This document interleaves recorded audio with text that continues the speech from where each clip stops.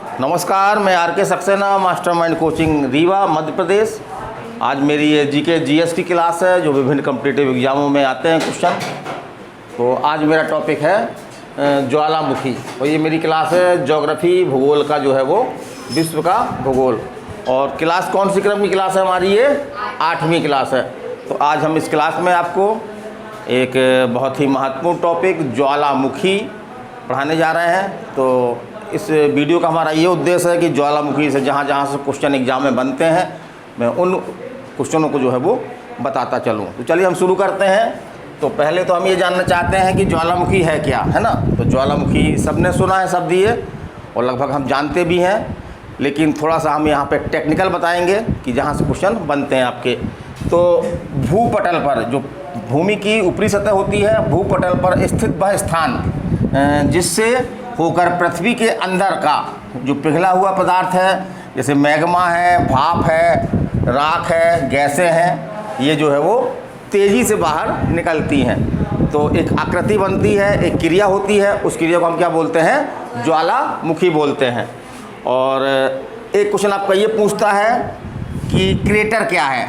ज्वालामुखी में जो है वो क्रेटर क्या है? तो ज्वालामुखी का पृथ्वी सतह पर जहाँ से उद्गार होता है उसको हम क्या बोलते हैं? क्रेटर बोलते हैं। जैसे हमने एक चित्र बना रखा है, ये आपका ज्वालामुखी है, ये पृथ्वी की ऊपरी सतह है आपकी, और यहाँ से जो है वो ज्वालामुखी की निकलता है। यहाँ पे लावा, मैग्मा वगैरह, गैसें, वाष्प, ये सब निकलती हैं। तो जहाँ सतह से निकलती हैं, इस सतह को ही हम क्या बोलते हैं? क्रेटर बोलते हैं। तो याद रखिएगा। और हमने अभी एक वीडियो पढ़ाया था, उसमें पृथ्वी की आंतरिक संरचना बताई थी। तो पृथ्वी की आंतरिक संरचना में जो है वो जो मध्यवर्ती संरचना है, सीमा, वहाँ से ही जो है पृथ्वी के अंदर से ज्वालामुखी का जो है उद्गार प्रारंभ होता है। फिर हम आगे चलते हैं। तो ज्वालामुखी के दौरान निकले हुए तरल पदार्थ को हम क्या बोलते हैं? तो क्या बोलते हैं? लावा। तो ये भी क्वेश्चन एग्जाम में आया है कि लावा क्या है। तो जब ज्वालामुखी आता है तो ज्वालामुखी के साथ बहुत सारे तरल पदार्थ निकलते हैं, उनको हम एक भाषा में क्या बोलते हैं? लावा बोलते हैं। और चलिए हम आगे चलते हैं। तो हम बात करते हैं ज्वालामुखी के प्रकार की। तो ज्वालामुखी मुख्यतः जो है वो कितने प्रकार का होता है? 3 प्रकार का। पहला आपका सक्रिय ज्वालामुखी, दूसरा प्रसुप्त ज्वालामुखी, और तीसरा शांत ज्वालामुखी। अब इससे क्वेश्चन कैसे बनते हैं? तो एक तो क्वेश्चन यही बनता है कि ज्वालामुखी कितने प्रकार का होता है। तो ज्वालामुखी 3 प्रकार के होते हैं। कौन कौन से? सक्रिय, प्रसुप्त और शांत। फिर हम बात करते हैं सक्रिय ज्वालामुखी की। तो सक्रिय ज्वालामुखी, कौन से ज्वालामुखी सक्रिय कहलाते हैं? तो ऐसे ज्वालामुखी जिसमें कम या ज़्यादा लेकिन सदैव उद्गार होता रहता है, मतलब उससे सदैव लावा निकलता रहता है, मतलब कि हमेशा वो सक्रिय रहते हैं, कभी निष्क्रिय नहीं होते हैं ना, उद्गार हमेशा होता रहता है। तो ऐसे ज्वालामुखी को हम क्या बोलते हैं? सक्रिय ज्वालामुखी।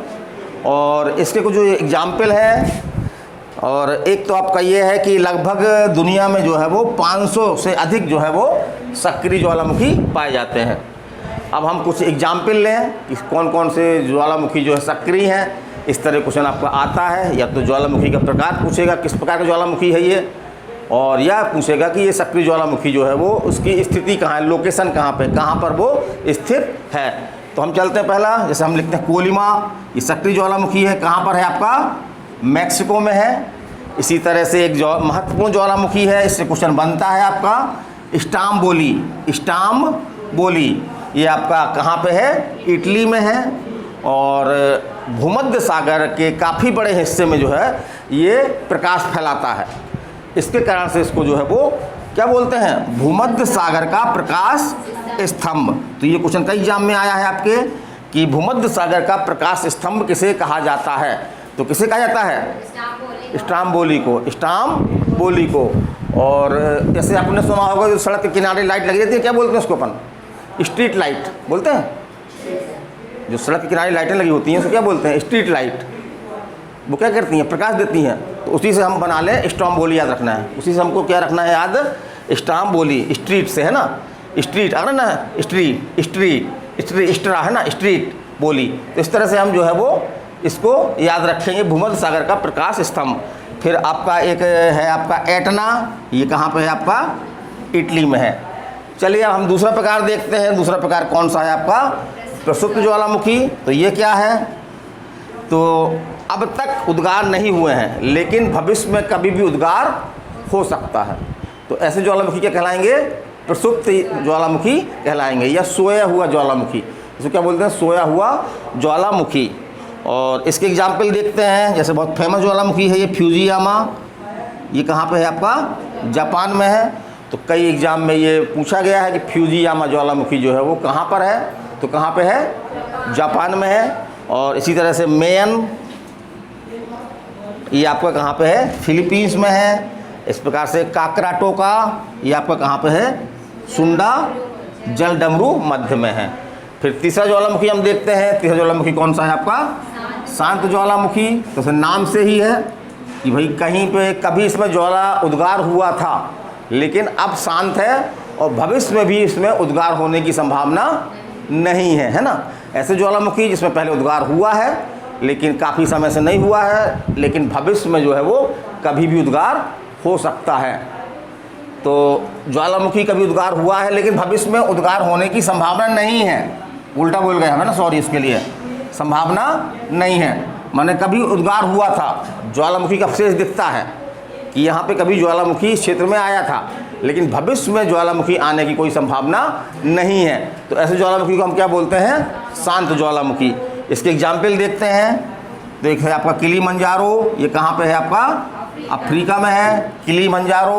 तो ये पूछ सकता है किलीमंजारो कहाँ पे है या ये किस प्रकार का ज्वालामुखी है। तो ये किस प्रकार ज्वालामुखी है? शांत ज्वालामुखी है। और कहाँ पर है? आपके अफ्रीका में है। इसी तरह से ये भी आया था एग्जाम में आपका को सुल्तान और देवबंद, ये दोनों कहाँ पे हैं? आपके ईरान में है। इसी तरह से फेमस ये भी है आपका पोपा, बहुत फेमस ज्वालामुखी है आपका शांत ज्वालामुखी। ये कहाँ पे आपका? म्यांमार या बर्मा, है ना। इसका पुराना नाम क्या है म्यांमार का? बर्मा।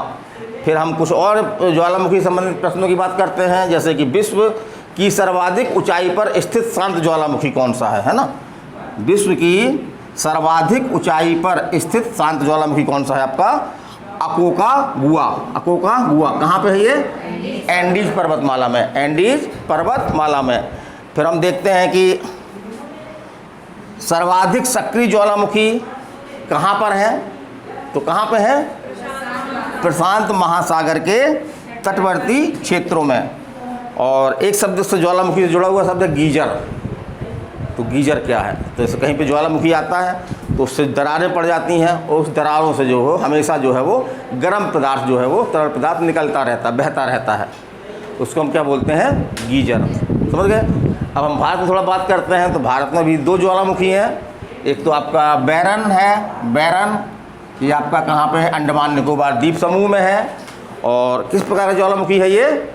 सक्रिय ज्वालामुखी है। तो बैरन। और दूसरा है आपका नारकोडम। ये ज्वालामुखी आपका कहाँ पे है? अंडमान निकोबार में।